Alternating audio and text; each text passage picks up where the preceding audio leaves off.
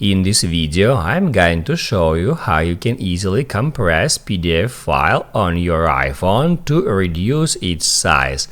Be sure to watch the video to the very end so you don't make any mistakes, and of course do not forget to like this video and subscribe to my channel. So let's begin, and first off, open up your Files app and then just search for PDF file. I got one here.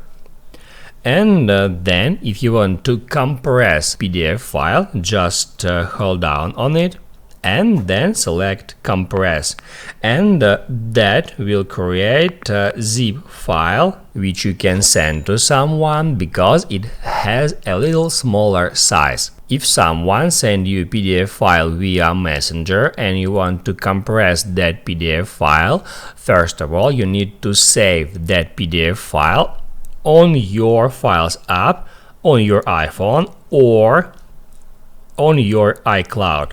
So let's say someone sent me file via Telegram, and here it is.